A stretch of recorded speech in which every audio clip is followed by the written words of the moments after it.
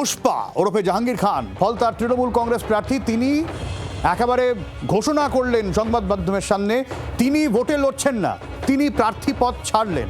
ফলতার vote থেকে সরে দাঁড়ালেন জাহাঙ্গীর খান। কার্যত ফলতার ভোটে বিজেপিকে ওয়াকওভার দিয়ে দিল তৃণমূল কংগ্রেস এবং এই জায়গা থেকে ভোট আগামী পরশুদিন রয়েছে, 21 তারিখ রয়েছে।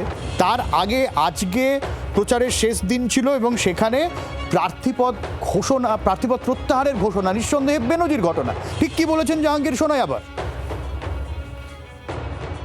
আমি ফলতার ভূমিপুত্র, আমি চাইব ফলতার শান্তিতে থাকুক, সুস্থ থাকুক, ভালো থাকুক এবং ফলতায় আরও বেশি বেশি উন্নয়ন হোক।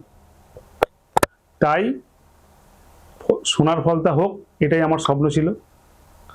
তাই আমাদের সম্মানীয় মুখ্যমন্ত্রী ফলতা উন্নয়নের জন্য স্পেশাল প্যাকেজ দিচ্ছে। সেই জন্য আমি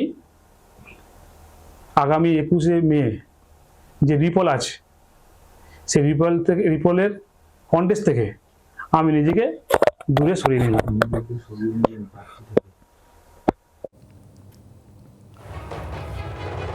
আমাদের সঙ্গে এই মুহূর্তে দুই রাজনৈতিক বিশ্লেষক রয়েছে, আমি তাদের কাছে শুরুতে আসতে চাইব। বিশ্বজিৎ দাস এবং নীলাদ্রি বন্দ্যোপাধ্যায় রয়েছেন আমাদের সঙ্গে। আমি শুরুতে বিশ্বজিৎ বাবুর কাছে আসব। বিশ্বজিৎ বাবু যদি থাকেন আমার সঙ্গে, একটু বিশ্বজিৎ আসতে চাইব। বিশ্বজিৎ দা, কীভাবে দেখছেন গোটা বিষয়টা?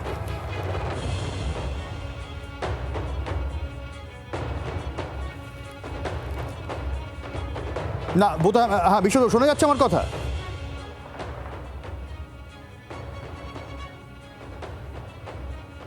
না বোধহয় সমস্যা হচ্ছে। একই প্রশ্ন আমি নীলাদ্রিবাবুর কাছে রাখি। নীলাদ্রিবাবু, দেখুন, আমার যেটা এখানে একজন বিশ্লেষক হিসেবে মনে হয় যে ফলতায় নিশ্চিত হারের মুখে দাঁড়িয়ে জাহাঙ্গীর খান সরে গেলেন। কারণ আমরা এবার বিধানসভা নির্বাচনে দেখেছি 293টা কেন্দ্রে যেখানে ভোট হয়েছে, সেখানে বিজেপির বাক্সে যেভাবে হিন্দু ভোট সংঘবদ্ধ হয়েছে, সেই ট্রেন্ড ফলতায় থাকবে না, এটা মানার কোনো কারণ নেই। ফলতায় মুসলমান ভোট হচ্ছে 30.3%, অর্থাৎ প্রায় 70%-এর কাছাকাছি হিন্দু ভোট। সুতরাং একটা ল্যান্ডস্লাইড ভিক্টরির দিকে বিজেপি যে এগিয়ে চলেছিল ফলতায়। কিন্তু নীলাদ্রিবাবু, মানে হার জেনে প্রার্থীপদ প্রত্যাহার, অনেকেই আছে যারা হার জেনেও তারা ভোটে লড়েন। সিপিএম এর অনেক প্রার্থী ভোটে লড়েন। না, সিপিএম একটা আদর্শের জন্য রাজনীতি করে, তৃণমূলের রাজনীতি কিন্তু কোনো আদর্শের জন্য নয়। কি কারণে করেন, যারা করেন তারাই বলতে পারবেন। কিন্তু আমাদের মতো বিশ্লেষকদের ধারণা তৃণমূল মানুষ করে রোজগারের জন্য, তৃণমূল হলে রোজগারের সুবিধে হতো, সেই জন্য করতো। এখন তো সেই সুযোগ নেই। আর দ্বিতীয়ত একটা খুব অসম্মানজনক হার জাহাঙ্গীর খান ফেস করতে চলেছেন। তিনি একজন রাজনীতিবিদ, তিনি বুঝতেই পেরেছিলেন, তাই এই কারণে তিনি নিজেকে সরিয়ে নিলেন। কারণ ফলতায় যে একটা ল্যান্ডস্লাইড ভিক্টরি, বিধানসভায় সবচেয়ে বড় জয়টা সম্ভবত ফলতায় বিজেপি পেতে চলেছিল, সেটা বুঝেই উনি সরিয়ে নিলেন এবং এটা একটা কৌশলী পদক্ষেপ, পিছিয়ে গেলেন। এবং বিজেপির কাছেও তিনি মেসেজ পাঠালেন, তিনি ফলতার উন্নয়ন চান। যদি উন্নয়নের কাজ ফলতায় হয় তাহলে তিনি তার সাথে সহযোগিতা করবেন, অর্থাৎ সহযোগিতার বার্তা জাহাঙ্গীর খানের দিক থেকে গেল। আর এটাও মনে রাখতে হবে, জাহাঙ্গীর খান অভিষেক বন্দ্যোপাধ্যায়ের অত্যন্ত ঘনিষ্ঠ। আপনাদের চ্যানেলেই আমি দেখছিলাম তৃণমূলের মুখপাত্র কুণাল ঘোষ বলছেন যে এটা নিয়ে তার কিছু বলার নেই, অভিষেক বন্দ্যোপাধ্যায় সম্ভবত বলতে পারবেন। সম্ভবত এই ধরনের একটা বক্তব্য রাখতেন। আমার কোথাও মনে হয় আনঅফিশিয়ালি তৃণমূল দলটা বোধহয় দুভাগে ভাগ হয়ে গেছে। একদিকে মমতা বন্দ্যোপাধ্যায়, আপনি বলছেন ডায়মন্ড হারবার মডেলের সঙ্গে দূরত্ব বজায় রাখতে চাইছেন তৃণমূলের অনেকে। আমি বলতে চাইছি তৃণমূলের দুটো মডেল, একটা মমতা মডেল, একটা ডায়মন্ড হারবার মডেল। এবং এই যে ডায়মন্ড হারবার মডেলে বিশ্বাস করেন অভিষেক বন্দ্যোপাধ্যায়ের নেতৃত্বে, তারা মূল স্রোত থেকে অনেকটা বিচ্ছিন্ন হয়ে যাচ্ছেন। তৃণমূলের ভাগ হওয়ার সময় অপেক্ষা আজ যেটা ঘটলো সেটা কার্যত কুণাল বাবুর বক্তব্য এবং জাহাঙ্গীর খানের যে পদক্ষেপ নিয়েছেন, এটা স্পষ্ট করে দিচ্ছে তৃণমূল কংগ্রেস বিভাজনের দিকে এগিয়ে চলেছে।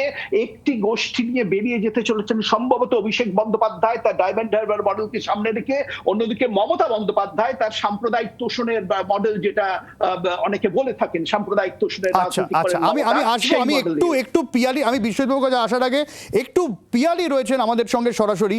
পিয়ালির কাছ থেকে একটু গ্রাউন্ড রিয়েলিটিটা চেক করি সরাসরি। পিয়ালি,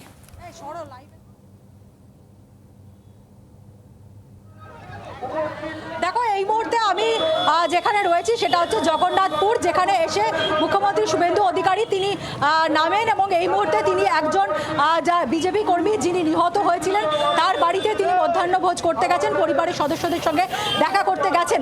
প্রথমে তোমাকে একটু ছবিটা দেখাবো। এখনো বিজেপি কর্মী সমর্থকদের প্রচুর ভিড় রয়েছে এবং আজকের এই ভিড়, সেই ভিড়ই কি কোথাও না কোথাও জাহাঙ্গীর খানকে একবার এই সিদ্ধান্ত নিতে বাধ্য করলো, সেই প্রশ্নটা কিন্তু থেকে যাচ্ছে। যদিও জাহাঙ্গীর খান তিনি তার প্রার্থীপদ তিনি উইথড্র করেছেন, কিন্তু ইভিএমে তার যে নাম সিম্বল থাকবে, একদিন পরে নির্বাচন রয়েছে, ফলে সেই জায়গা থেকে সেইখানে বদল হওয়ার টেকনিক্যালি কিন্তু সম্ভব নয়। তার কারণ ইভিএমে তার নাম এবং সিম্বল সহ সেটাই কিন্তু ইভিএম এই মুহূর্তে প্রস্তুত। 21শে মে নির্বাচন যেতে গেছে, ফলে তিনি অফিসিয়ালি জানালো ইভিএমে তার নাম এবং হচ্ছে যে সিম্বল সেটা রয়ে গেছে। কিন্তু কেন তিনি এই সিদ্ধান্ত নিলেন সেটাই কিন্তু সবথেকে গুরুত্বপূর্ণ। তার কারণ যে পুষ্পা, তার যে হুঙ্কার, যেটা একেবারে আমরা দেখেছিলাম, যেখানে তিনি বলছিলেন যে তিনি কাউকে ভয় পান না, তার ডিকশনারিতে ভয় নামক কোনো শব্দ নেই। তিনি সোলে সিনেমার ডায়লগ দিয়েছিলেন এবং তার সঙ্গে তিনি বলেছিলেন যে পুষ্পা ঝুঁকেগা নেই, কিন্তু সেই পুষ্পাই আজকে কেন ঝুঁকে গেল সেই প্রশ্নটা থেকে যাচ্ছে। সেই প্রশ্ন তাকে করা হয়েছিল যে কেন 48 ঘন্টা আগে তার এই সিদ্ধান্ত, যে যুক্তি তিনি দিচ্ছেন সেটা একেবারেই কোনো রকমভাবে কনভিন্সিং নয়। তার কারণ এতদিন পর্যন্ত যেভাবে তারা ভোট করিয়েছেন, যেভাবে ভোট হয়েছে, সেই জায়গা থেকে মানুষের একেবারে তুমি বুঝতেই পারছো যে প্রচুর মানুষের ভিড় রয়েছে। আর একটি ছবিটা ক্যামেরাম্যানদেরকে দেখানোর চেষ্টা করবো, একটু লোকেদের সাথে কথা বলার চেষ্টা করবো। জাহাঙ্গীর খান হ্যাঁ, দেখুন উনি একটা পুষ্পা তো আগে থেকেই ছিল না, আর এখনও নেই, আর থাকবেও না। পুষ্পা নামক কোনো বস্তু হয়ও না, আর ওটা সিনেমাতেই হয়। পুষ্পা মানে ফুল, ও আগাগোড়ায় ফুল ছিল, আর ইঁদুরই থাকবে। ইঁদুর যখন গর্তে যেরকম ঢুকে যায়, ও ঢুকে গেছে। ও প্রথম থেকেই ভয় পাচ্ছিল, আমাদের যে জনস্রোত, জনপ্লাবন, আমাদের মন থেকে সনাতনী হিন্দুদের আমরা একত্রিত হয়েছি। ও ভয় পেয়ে এখন অনেক কিছু কথা বলবে, কিন্তু আমরা ওইটাই কান দেব না। আমরা আমাদের লক্ষ্য স্থির করে নিয়েছি, আমরা সামনে এগিয়ে যাব। একেবারে দেখো, আর কিছুক্ষণের মধ্যেই মুখ্যমন্ত্রী আবার আসবেন। তার যে 25 কিলোমিটার টোটাল রোড শো করার কথা, আর 5 কিলোমিটার বাকি রয়েছে, তার আগেই এই বড় ঘটনা। হ্যাঁ, আমরা শুভেন্দু অধিকারীকে দেখতেও পাচ্ছি, কোনো বক্তব্য আসছে কিনা একবার শুনবো।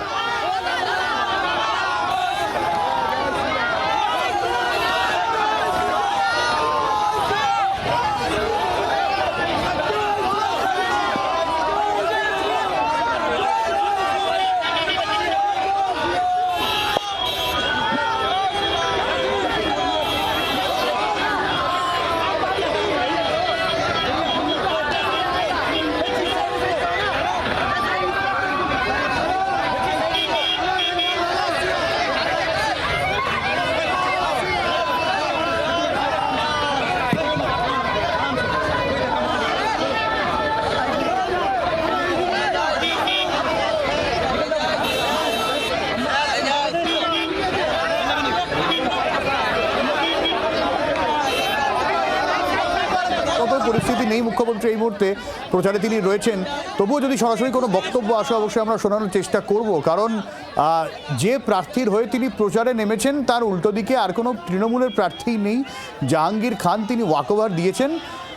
আমরা যদি কোনো বক্তব্য আসে সরাসরি চলে যাব, এবং আমি একটু বিশ্বজিৎদার কাছে যেতে চাইব। বিশ্বজিৎদা, তাহলে কি দাঁড়ালো দিনের শেষে? মানে এ তো একটা অভিনব বেনজির ঘটনা, মানে এবার বঙ্গভোটে অনেক রকমই ঘটনা দেখা গেল, এটা তার সর্বশেষ সংযোজন। দেখেন সব্যসাচী, উইথড্রটাকে বলা যায় তৎকাল উইথড্র। তার কারণ 48 ঘন্টা আগে উইথড্র করছে, যেটা অফিসিয়ালি সম্ভব নয়। তিনি প্রেস কনফারেন্সে বলছেন লড়ছেন না। এর পরিষ্কার হচ্ছে অগণতান্ত্রিক একটা মানসিকতা। তার কারণ হচ্ছে যে একদিকে তাকে যারা দাঁড় করিয়েছিলেন, তার যারা পিলার ছিলেন, নিশ্চয়ই তারা তার সাপোর্টে নেই বলে তিনি উইথড্র করে নিলেন। আবার একই সঙ্গে যে না, আচ্ছা, বিষয়টা দুরকম ভাবে দেখা যায়। আপনি বলছেন তারা তার সাপোর্টে নেই, আবার এটাও তো হতে পারে ওই দলের থেকেও দূরত্ব বাড়াতে চাইছেন জাহাঙ্গীর। একেবারে তাই। তার কারণ হচ্ছে যে এই রাজনৈতিক ভাবে দেখুন, এটা যদি নির্বাচন যেদিন হওয়ার কথা ছিল তার আগে যদি জাহাঙ্গীরের এরকম বক্তব্য থাকতো আলাদা কথা। রাজনৈতিক প্রেক্ষাপট পাল্টে গেছে, সে লড়াই করছে না, কারণ গণতন্ত্রে বিরোধী দল থাকবেই। সে যদি নিশ্চিত পরাজয় জানে তাও তো সে লড়াই করতে পারে। নিশ্চিত পরাজয় যদি জেনে থাকে তাহলে 48 ঘন্টা আগে কেন তাকে উইথড্র করতে হবে? এইটা দিয়ে একটা জিনিস প্রমাণিত হয়, হয় সে কোন দল তাকে সাপোর্ট দিচ্ছে না, কর্মীরা তার হয়ে কথা বলছে না। আবার এর পাশাপাশি আরো একটা জিনিস গুরুত্বপূর্ণ, এই যে প্রায় 1.5 সপ্তাহে শুভেন্দু অধিকারী দায়িত্ব নেওয়ার পরে যেভাবে একের পর এক কাজ করছেন, কোন রাজনৈতিক দল যে দলেই বিশ্বাসী হোক না কেন, তারা কিন্তু শুভেন্দু অধিকারীকে এখন মুখ্যমন্ত্রী হিসাবে দেখছেন, এবং তিনি যে কাজের ধারা এবং একের পর এক ঘন্টা মেপে মেপে কাজ করছেন, সেইটাতে মুগ্ধ কিন্তু সব রাজনৈতিক দলের। রাজ্যের মানুষ তারা কিন্তু এরকম একটা মুখ্যমন্ত্রী চেয়েছিলেন।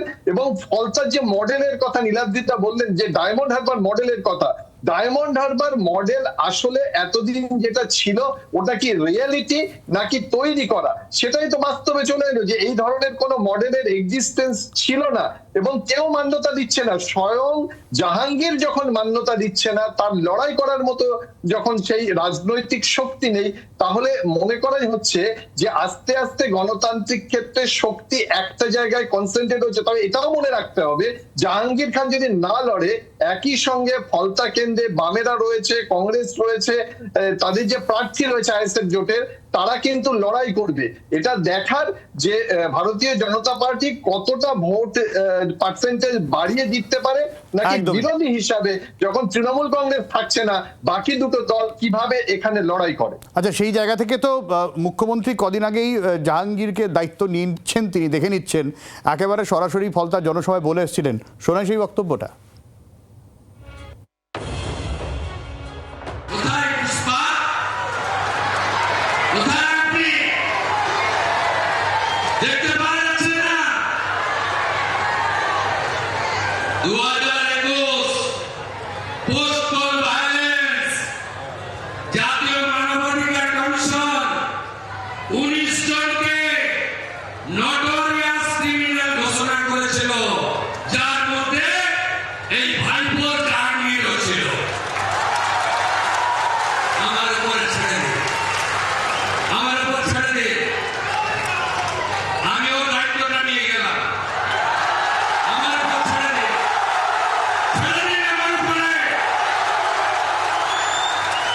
এবারে তারপর কি হলো এবং এই পালালের রীতিমতো সেইটা হচ্ছে দেখার। আমি একটু নকিবউদ্দিনের কাছে যাব, আমার প্রতিনিধি রয়েছেন।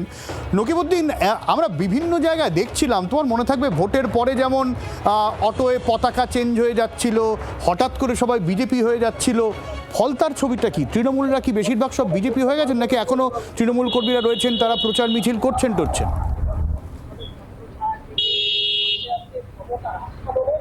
একদমই ঠিকই। বিজেপির যে সময় উত্থান দেখা যাচ্ছে, যখন রাজ্যের পালাবদল হলো, তৃণমূলের যখন এই সরকার ছিল, তখন কিন্তু এই ফলতাতে কোনোভাবে কোথাও বিজেপির পতাকা ছিল না। ফলে তুমি জানো যে এই যে জাহাঙ্গীর খানের কথা মতন এখানে জাহাঙ্গীর রাজ চলতো, অর্থাৎ পুষ্পা রাজ চলতো, সেই পুষ্পা রাজের অবসান ঘটার পরে কিন্তু বিজেপির উত্থান। সেই বিজেপির ছবি দেখাতে পারবো এখনো, যে ঝান্ডা নিয়ে তারা দাঁড়িয়ে আছে, এবং যেখানে ঝান্ডার মধ্যে দিয়ে জানো তুমি মুখ্যমন্ত্রী আজকে যে এখানকার বিজেপির প্রার্থী, সেই প্রার্থীর হয়ে প্রচারে নেমেছে, এবং শয়ে শয়ে এখানে মানুষ যারা আছে তারা কিন্তু বিজেপির হয়ে তারা বিভিন্ন জায়গায় প্রচার চালাচ্ছে। পাশাপাশি তোমায় বলবো, যেখানে আমি আছি সেটাতে জাহাঙ্গীর খানের বিশাল পার্টি অফিস, সেই বিশাল পার্টি অফিসের মধ্যে যেখানে এখন দেখা যায় না পুষ্পাকে, এই পার্টি অফিসে দেখা যায় না, এবং সেই পুষ্পা এখন তিনি এই লড়াই থেকে সরে দাঁড়িয়েছে, তৃণমূল কর্মীদের দেখা যায় গেছে, এবং সেই পুষ্পা ঝুঁকে যাবার পরে কিন্তু বিজেপির কর্মী সমর্থকরা তারা কিন্তু নেমে পড়েছে। এবং তোমায় বলে রাখি যে সেই পার্টি অফিসের সামনে কিন্তু সাজোয়া গাড়ি, অর্থাৎ কেন্দ্রীয় বাহিনী, তৃণমূল কর্মীদের কি দেখা যাচ্ছে এলাকায়? বিজেপির কর্মী সমর্থকরা পার্টি অফিসের সামনে এসছে। এটা বড় কঠিন প্রশ্ন। সব্যসাচী, একটাও তৃণমূলের কর্মী দেখতে পাচ্ছি না, কোথাও তাদের প্রতিক্রিয়া পাচ্ছি না। কারণ এই এলাকার যিনি ত্রাস হয়েছিল সাধারণ মানুষের কাছে এবং যাদেরকে ভোটাধিকার কেড়ে নেওয়া ছিল, বারবার অভিযোগ উঠছিল, সেই পুষ্পা, অর্থাৎ সেই পুষ্পা চলে গেছে। এবং তাদের সঙ্গে কথা বলার চেষ্টা করবো যারা কর্মী সমর্থকরা আছে। এখানে দেখতে পাচ্ছি বিজেপির কর্মী সমর্থকরা আছে এবং তারা কোনোদিন এই বিজেপির পতাকা নিয়ে এই ফলতার রাজে অর্থাৎ পার্টি অফিসের সামনে আসতে পারতো না। বলছি বিজেপির পার্টি এই যে পতাকা নিয়ে এসছে, আজকে কি মনে হচ্ছে? আজকে আমরা সেলিব্রেশন করছি, আজকে আমরা স্বাধীন করে আমাদের নিঃশ্বাস নিতে পারছি। এতদিনে পশ্চিমবাংলায় যে আমাদের দম বন্ধ এসেছিল, আজ সেই দম বন্ধ থেকে নরেন্দ্র মোদীজি আমাদের মুক্তি দিয়েছেন। পতাকা নিয়ে ঘুরতে পারতেন, এই যে পতাকা নিয়ে না, পতাকা নিয়ে কি করে ঘুরবো? 21 দোকান বন্ধ করে দিয়েছে, কারবার বন্ধ করে দিয়েছে, বাড়িতে বন্ধ হয়েছে, ঘর ছাড়া করেছে। কি করেনি শাসক দল? তৃণমূলের পতাকা দেখা যাচ্ছে না, তৃণমূলের পতাকা তো কোথায়? এই পার্টি অফিসের সামনে, এটা তৃণমূলের পার্টি অফিসের সামনে আপনারা বিজেপির পতাকা নিয়ে এসেছেন, আপনার ভয় করছে না? না, এখন তো পুষ্পা ঝুঁক গিয়া। বুঝতে পারছে যে পুষ্পা ঝুঁকে গেছে। এই সব এবং আমরা কথা বলেছিলাম এখানকার বিজেপি প্রার্থীর সঙ্গে, তিনি কি বলেছেন একবার শোনাই।